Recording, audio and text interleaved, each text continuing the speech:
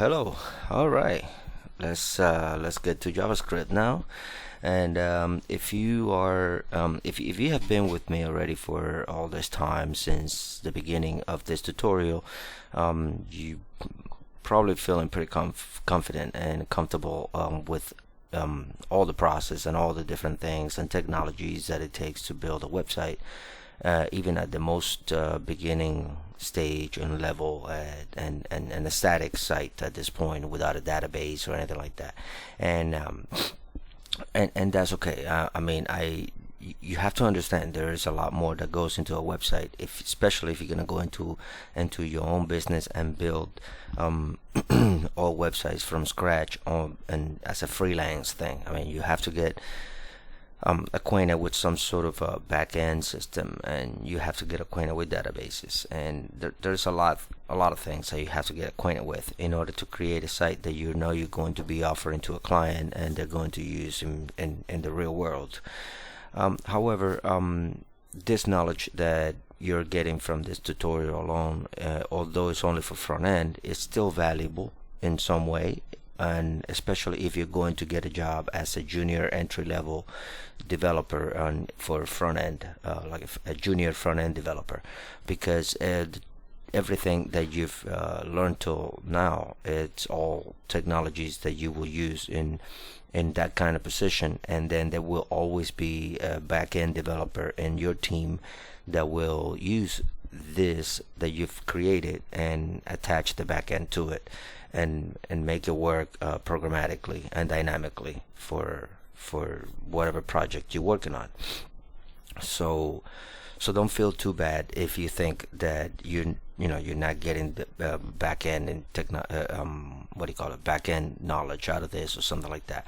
However, I will try my best, although my back end experience is limited in many ways, to make some tutorials on some back-end technologies that you can use as well as database and things like that. But as a front-end developer, you have HTML, you have CSS, and you have the tools you need primarily, and it gets a little bit more complex as you go into more professional or better systems and frameworks for front end, such as JavaScript frameworks and things like that. However, we're going to touch on JavaScript because JavaScripting is a must-have for a front end developer, and that's probably going to be the most difficult part to learn as a front end developer, because it is actually a programmatic language as opposed to HTML and CSS, which is not. However, JavaScript is not a machine language. It doesn't require a compiler. It's an interpreted language. The browser can interpret everything that you write, and the browser itself will compile it in a way that it will display what you're trying to do. Okay. I'm not gonna go too much into a lot of details for JavaScript because we just don't have the time for it. But I do want to touch a few things that I think you need to learn, and then there will be a separate tutorial that I'm going to build that is going to focus only on JavaScript. But right now I am going to touch a few things that are some generic and basic information about it, and I'm going to show some stuff right here on the shell as well, on the main JS, and then show it here on the console, so that you can see how it works and you can see the magic of it. So JavaScript basically allows you to manipulate the DOM, and the DOM meaning it allows you to manipulate the browser. Okay, and there are many ways that you can manipulate the browser. You can manipulate every element inside the website itself, or you can manipulate the window, or the document. You can manipulate different aspects of how the website and the browser act together. One nifty way of testing your JavaScript is by using console log. So the console is basically this here, as you can see here, console. And remember, you get this from basically anywhere in the page. Either if you have a Windows machine, I think it's F12 or something like that, you can do. But I can just come over here and either press Control Shift I or click on Inspect. And when you click on Inspect, you'll get this this thing here that allows you to debug your front end HTML and CSS, and eventually we'll get to talk about that. But also you get, if you click here on the console, then you get to see everything that you're doing here. You'll get to see it here as well in the console. Okay, and this is what we're going to be working on, this console right here. Alright, so let me go ahead and make this a little bigger so we can see it. Alright, and you know what, I believe that I can, where is that at? I'm trying to, maybe if I make, oh, here we go. Yeah, I'm gonna make it a little bigger so you can see it. There we go. Maybe not so much. There you go. Alright, so let's get to it. And I'm also gonna make this a little bigger because I think I have been working with a very fairly small font, and that's not really fair to you guys, but I apologize for that. Alright, so this particular line that we did already a long time ago, just to make sure that the JavaScript worked, I put console log, which is basically log to the console, right? So console is the element that you're targeting. This is the structure, the architecture and the structure of JavaScript. You have an object that you're or element actually that you're targeting, and then you have a function, okay? And this function, which is defined by these parentheses here, has this parameter in here, which in this case we're passing a string, right? Some text. So console log, and then inside the text, and then as a text I put hello, I am JavaScript. Then once you save it and run it, you'll see it on the browser. Hello, I am JavaScript. In so many ways, you could do a lot of things, and you can even perform some programmatic or mathematical functions as well. So like, for example, I say console log, and then I put here 2 plus 2. Now look at the difference. I don't have quotation marks over here because this is supposed to be a string. This is text, but these are numbers. So numbers do not take quotation marks because the single quotation marks, they mean that there are string text. So if I do this as without the quotation, it's a number. But if I do this, now it's just a text. Okay, and I'll show you the difference. So without the quotation marks, if I put 2 plus 2 and I hit save, and then I refresh my browser, I get 4. So it does the mathematical calculation for me. Now if I put the quotation marks back, what do you think it's gonna do? It's gonna say 2 plus 2 because it's not calculating numbers, it's taking this as a string. Okay, so we have to remember this. Many other things that you can do is you can assign, for example, let's say you use a variable, and let's just call this age, and then it's an age. Oops, sorry, I said age. We're gonna put a number, right? This is a variable classification. So variable classification. So let this variable name age equal to 44, and then here I'm just gonna put clog and do this. If you do that, it will do the same thing on Visual Studio. So console log, and then put here age. Because I set above it that age equals 44, when I do this and I hit enter, it will say 44. And in the same way, you can mix both things. So console log, I'll use this and tab console log, and then you can put I am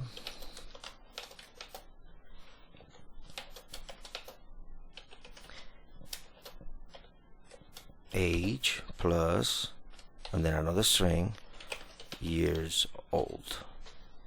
So I have a string, I have this variable, and years old. This plus is right here. Well, you know what, let me just use, so I don't confuse you. You can use single, you can get double quotation marks, it doesn't really matter, but sometimes it does matter. Let me just clarify that. Sometimes it does matter, but in this time it doesn't. So if I use a string and another string, and then I have a variable here, I use this pluses here to concatenate this string and make it appear all in the browser as one string and of different variable types. Okay, if I do this, if I don't do this, if I don't put these quotations marks right here, and I mix different variable types, then there will be something called variable coercion, which means JavaScript is not going to tell the difference between a text and a number variable, and it's going to take them all as text. So it's going to make this one and coerce it and assume that you meant that it was a string, and it's going to turn this into a string because you meant you didn't specify. Now this particular way of concatenating different variable types is called it's a ES5 method. It's old JavaScript way of doing things, and I will show you the new way after this. Okay, so if I hit save on here and I come over here, it will say I am 44 years old. Let me put a space here. There you go. I am 44 years old. Okay, so now if I'm going to do this, and this is the ES5 way, by the way. So a comment on JavaScript is a double forward slash. So this is the ES5 way. So if I'm going to do the ES6 way, which is the modern JavaScript that we're using, especially if we're going to use this, because this is also ES6, then I would do this way. So console log, and then in here we're going to use backticks. Okay, that's at the very top of the keyboard, next to the 1 underneath escape. So we're going to use backticks, and then I'm going to put I'm going to leave a bunch of spaces here, years old, right? And then in here I'm going to put my variable, right? Now obviously this is not, this is still string. Okay, if I just do this, it's just gonna say I am 8 years old, because you just basically typed an entire string, nothing to it. Okay, so I'm going to wrap all that into squarely parentheses or whatever, and I'm going to put a $sign in front of it, and I'm going to do this. Now by doing this, I am classifying this as a variable, as code that I will the JavaScript will interpret programmatically. And then I hit save, and now it is able to, as you can see, identify that as a variable and not as a string. So this right here, okay, which is called a literal, okay, so this string literal is a ES6 form of doing this, and this is a beautiful thing that ES6 came up with, and it makes everything so much easier than having to do all of this. I mean, this is a small little single line, so it's not a big deal, but if you had to deal with a lot of stuff and you had to concatenate all that stuff, it would get really confusing. But with this, you could do it all in one string, and it will be just like writing text, just like writing a paragraph, just as long as you use your backticks and you use your literal on this right here. Alright, so some other ways to do it as well is on some other ways to use JavaScript, and not just for just creating, you know, things like this and passing values of variables inside the console, but you can also manipulate the windows, manipulate the DOM with it. And a nifty way to do it, for example, a nifty way to use JavaScript as well is for checking your page loading speed. So obviously page loading time is an issue for you know, I'm just gonna clear the console here, bring this down. So page loading time is an issue for many people. A lot of people don't don't want the website to take too long to load. So I'll show you a nifty way to do it. So I'm gonna take all of this here, and I'm gonna put my console log.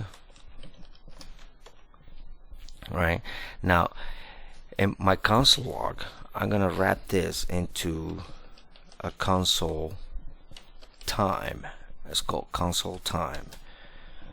Okay, and just gonna call it timing. And then I'm going to, in here, I'm gonna put my console time end.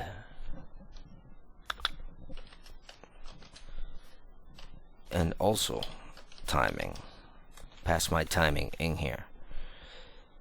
So this right here, when you put something in between these right here, this console time and this console time end, is going to basically calculate the time in between this starting one and this ending one right here, and it's going to calculate the time that anything inside here was processed. Okay, now what I want is, I want my page, I want the entire website, or the entire page actually, that is loading at the time, right? This particular home page, I want to know that how long it takes that page to document. So I'm going to, not to document, to process, to parse on the browser. So I'm going to console log my document, because remember, if you said, remember when I said at the beginning of the of this tutorial that a website is a document. Okay, a website page is a document. So basically I'm telling it here, calculate my starting and my ending time for my document. So when I hit save on this, now watch here, once I refresh, it tells me that the document took 0.47 blah blah blah blah blah, basically 0.4 seconds, milliseconds to parse. And that is beautiful. I mean, it's recommended that a website or a document loads under 3 seconds. So because this is a really small website and it doesn't have a whole lot of file requests to the server or anything like that, because it doesn't have any backend, any database, anything like that, is obviously always going to parse really fast. So and you can see here, don't expect a real website to parse this extremely fast. I mean, it should always be fast, but not this fast. This is only because it's a front-end website without a server and without a database. Once it has a server and a database, it will take a little longer, because it has to make a request when it loads to the server and pick whatever the server needs to do, and it also make a request to the database and pull any data that is in the database, and then bring all that back. So by the time that all that comes back, plus the HTML and the CSS and the JavaScript parsing at the same time, all that time included, is going to be a lot more than 0.4 seconds. Okay, it's going to probably be like, I don't know, 2 seconds or something like that, or a second, 1.5 seconds, sometimes even lower. I mean, some people actually, are great at managing that time, so that's good. But if it says like 6 seconds, 7, 12, 13, 20 seconds, I mean, then you're doing something wrong, and you need to fix the way your objects are parsing through the browser, because it's going to cause some delays, and clients are not going to be very happy with that. Okay, all right, so that's just something pretty nifty that I wanted to show you. So without going too far into it, I just I did show you already what a variable is and how things work. A little bit more of a variable. There are 3 types of defining variables in JavaScript. So you have variable, say number, for example, equals 44, and then you have const. There's another variable declaration type, pi equals 3.14. Oops, that's not a 14. I'm using a different keyboard today. And then you have let, let name equals Louis. Okay, now what's the difference between between all of this stuff? So back before ES6 was invented or was created, var was the only way that you had to declare a variable. And there was always a problem with that, because whenever you declare a variable and then you passed something to it, then you declare that same variable inside of a function, and you declare a different value to that variable inside that function. Then you just basically rewrote the variable, which is fine. It's kind of what you needed to do.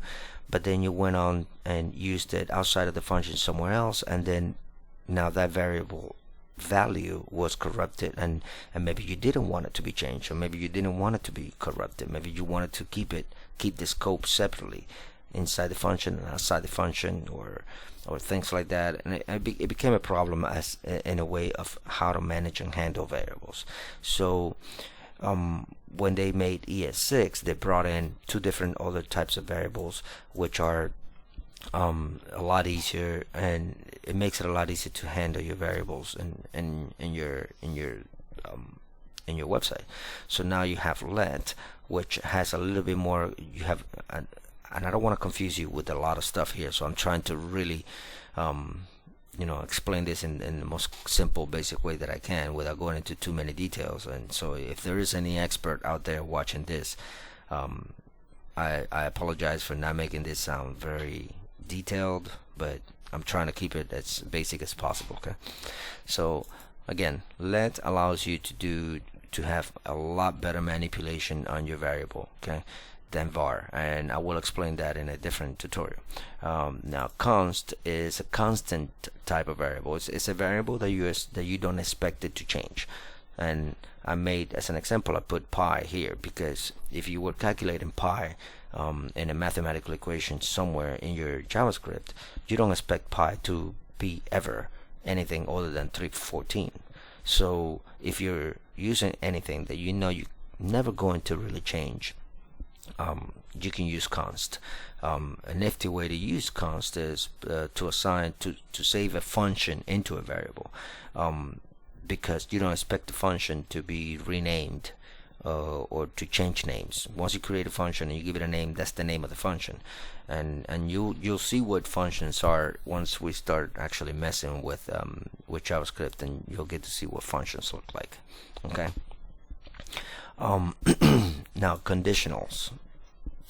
A conditional statement is basically a way to tell the JavaScript to do something. So there are many ways to so one of them, for example, like the most common one, is the if then else. So you could basically tell the JavaScript, if this is not code, okay, this is pseudocode what I'm about to write here.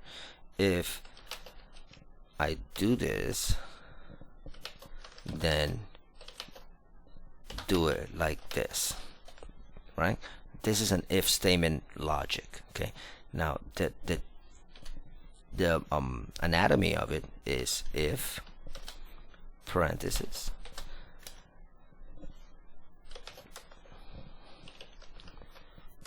do this, else parentheses do that. This is the actual code anatomy of an if else conditional statement. Okay, you can also even add another one here. So else if and then put the final one here. Do both. So if, let's say if let's just put a what should I do here? Okay, you know what, let's use this name, right? I define my name to be Louis. So if name equals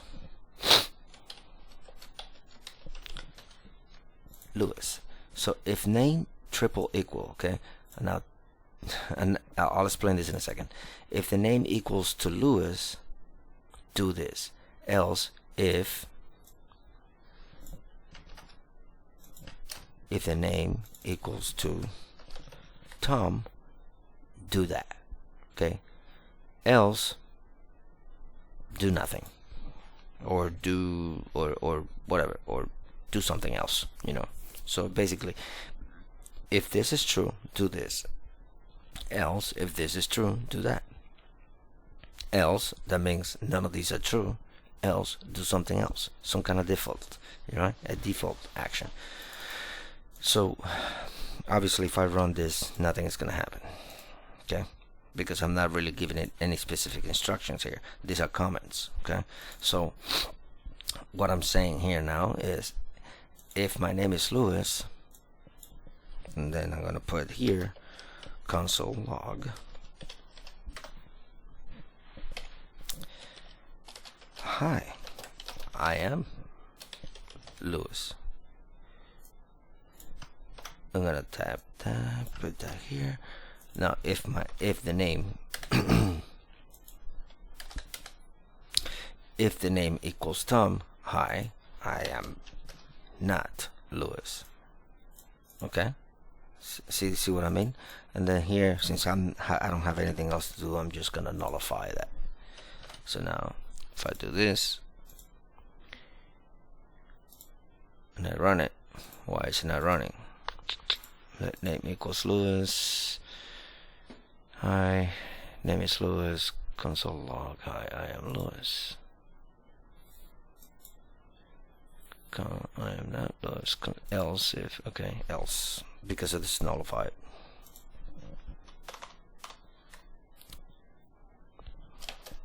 Actually, I'm gonna keep that there.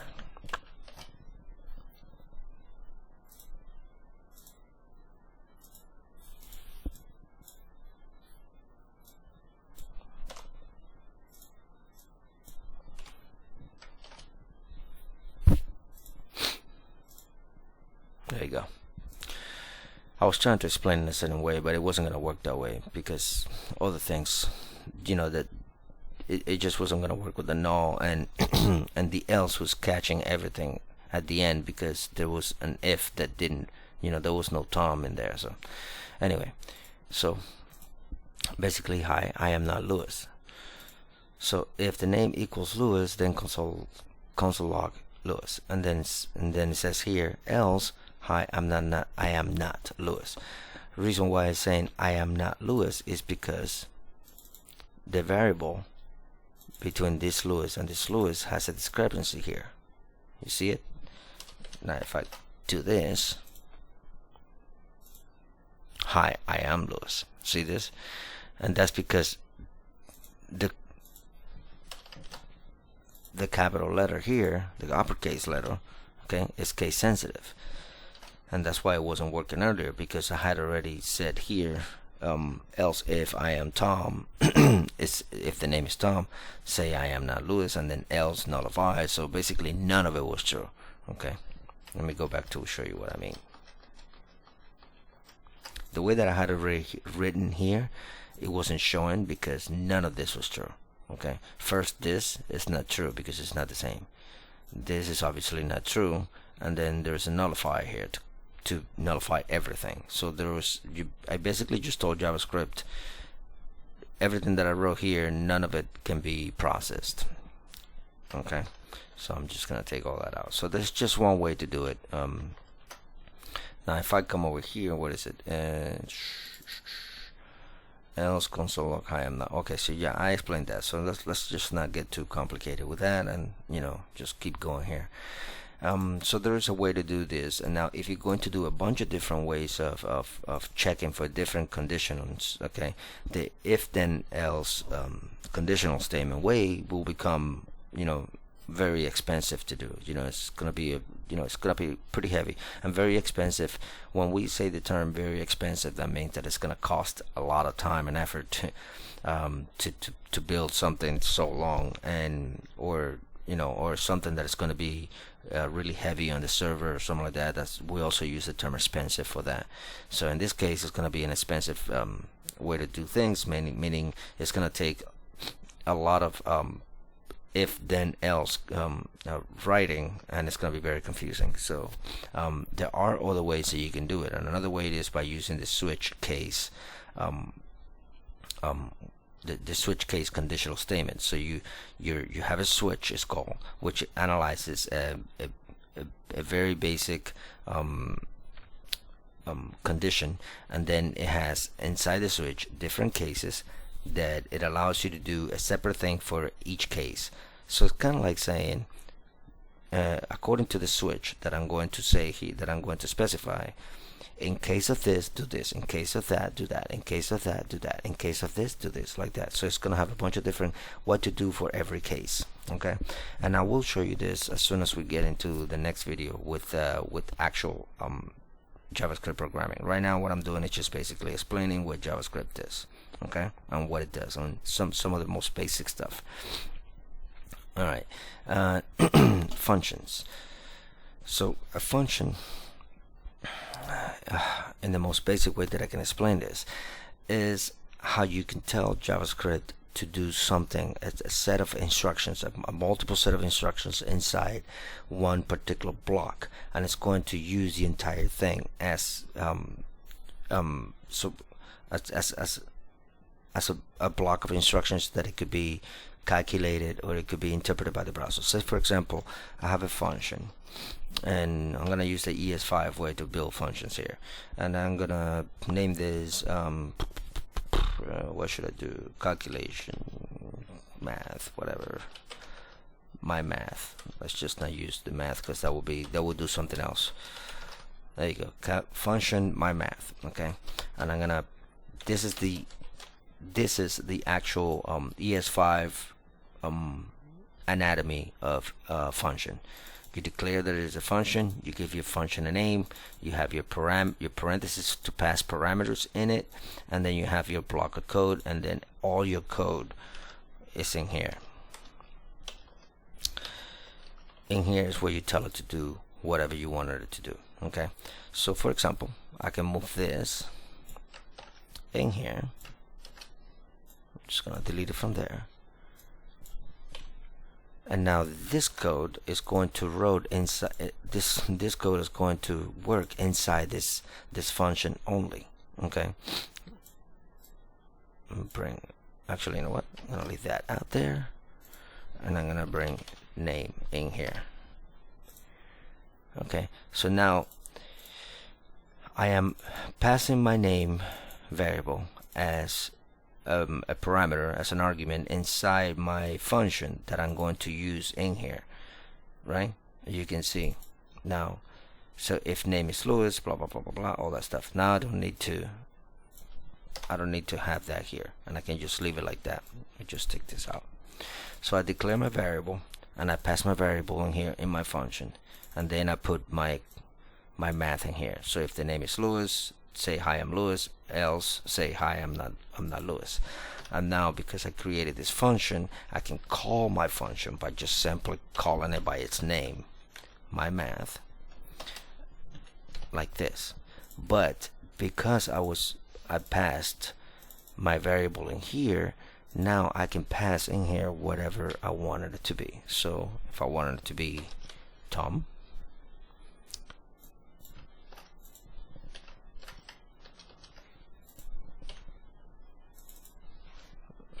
Rick, Paul, and I can reuse this as many times as I want, and then Louis. So once I hit enter, hi, I'm not Louis, hi, I'm not Louis, hi, I'm not Louis, hi, I'm Louis. Why did it do that?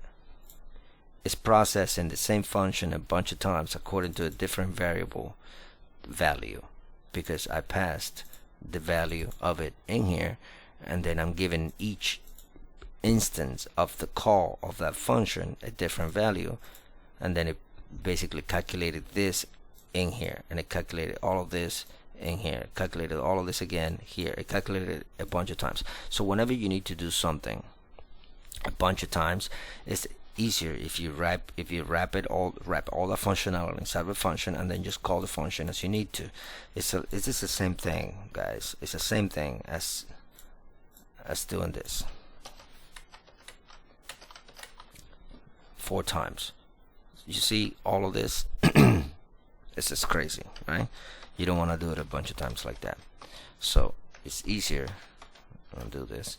It's easier if you declare the variable that you're going to use, which eventually you're going to pass it in here. You create a function, name it something, pass that variable in here so you can manipulate it, and manipulate that value inside your function with whatever logic you want. And then in here you can start testing or using that function with the value that you want until you get what you need. And that's when I get this is false, false, this one is true, I mean false, it's false, this is false, this is false, and then finally this is Louis, right? So this is true, and it's true because it says here that if the name is Louis, to do this, so it checked for this in here. Now this triple X and triple equals, you know, what does that really mean? So when you say let name equals Louis, you're basically saying you're giving a value. The single equal is giving a value to that variable, so this variable will be valued as the name Louis. Now when you use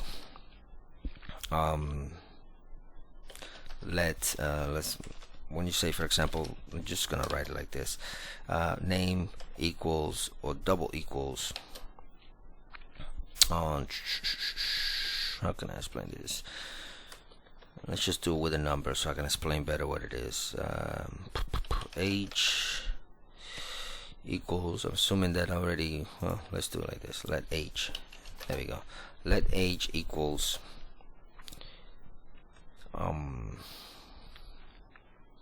my age, there we go. So I'm gonna define that as well above here somewhere.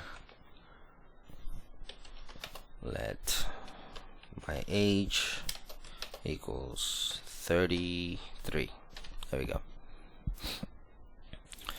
So let age equals my age. So first of all, I initialized up here that my age should be equal to 33, and then I'm saying here that age, oh, this is not a let, if age equals to my age, so basically if my, you know what, let's do that too, so we don't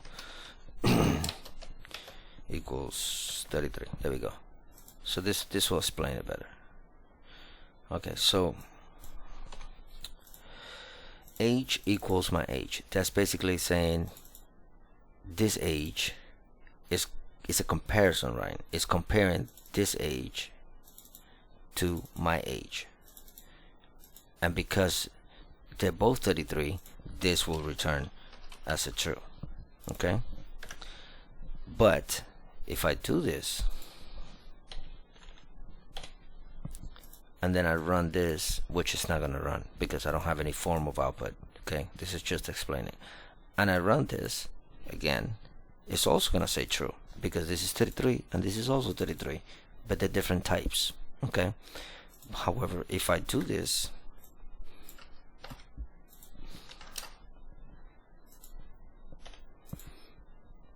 now it's gonna be false, and the reason why is because it's protecting the data type, because although they're both 33, this is a string and this is a number, therefore this triple equal will say nope, they're not the same.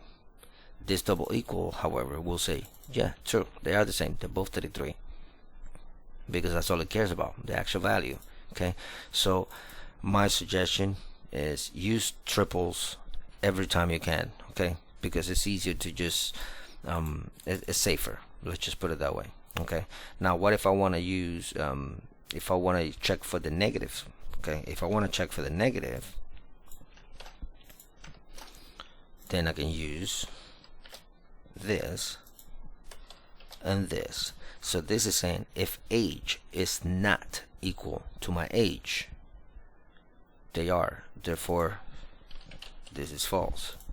If age is not equal to my age in type and value, well, they are equal to each other in type and value right here, right now, therefore this is not going to be true, right? Because if age is not equal. It is. What about now? If age is not equal to my age in both typing, so now they're not. This is a string, this is a number. They are not equal. Therefore, this is true. So this is a little confusing. Okay, this is a little confusing. So you just got to, this is and this is not. This check for when things are equal to each other, and this one check for when things are not equal to each other. Okay, so keep that in mind. And that's probably where I want to actually stop. There are other things that eventually, well, actually, before I go, the window. So many things that you can do in JavaScript is checking for the DOM and manipulating the actual window in your DOM. So, and that's a very, very, very cool thing to do, because you can check for the way that the sizes of the DOM and things like that, the location of the DOM. and this actually is going to make a whole lot more sense when we actually get into the JavaScript tutorial. This is just the explanation of it. But just to show you, for example, if you go into if I type, for example, let's see, let's just declare a variable that we can use, and then I'm gonna start changing the variable here. So variable equal window, okay, which is basically, now I am storing inside this variable something that is from the window. Okay, let's just clear this, something from the window here, and then I'm gonna put location. Okay, I want another window location, and I'm gonna go ahead and console log that.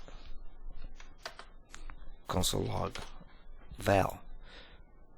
So I'm storing my window location inside of a variable that I declare here, inside of a variable, and then I'm gonna console log it here. And I'm gonna do this because I'm going to rewrite this variable a bunch of times down here. So that's why I'm gonna keep it this way. Now if I hit save, and look at this, it gives me the location of the window. So it gives me HTTP, localhost, and different things. Okay. Now if it even gives me the port name at some point as well, if I recall correctly. Yeah, it gives me everything. It gives me the path name right here. It gives me the origin. It gives me the port, the protocol. It gives me a bunch of different things about the window. Okay. Now let's say, for example, that I don't want the entire location. I just want the host name.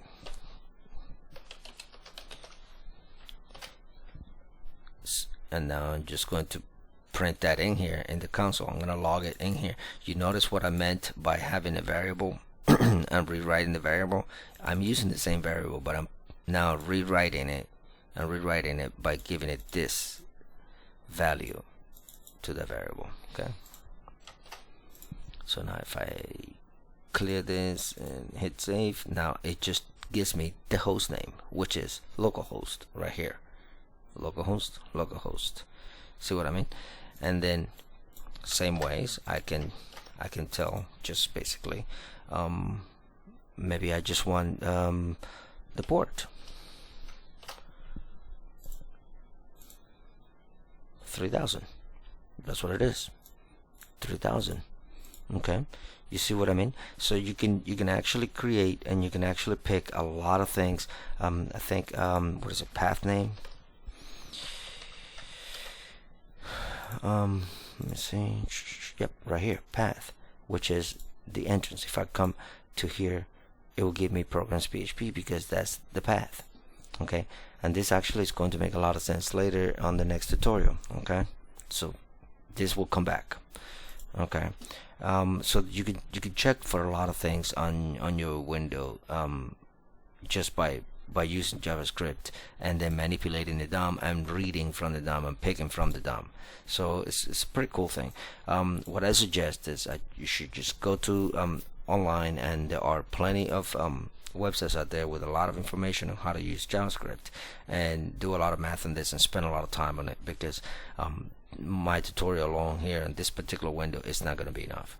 Okay, so I'm gonna go ahead and do, this is getting pretty long, so I'm just gonna cut it here, and on the next tutorial I'm actually gonna go over using JavaScript in order to create some things on our website, such as ability to make these items here active and red, basically. So when I click on about, this about here turns red. When I click on program, this programs here turns red, like that.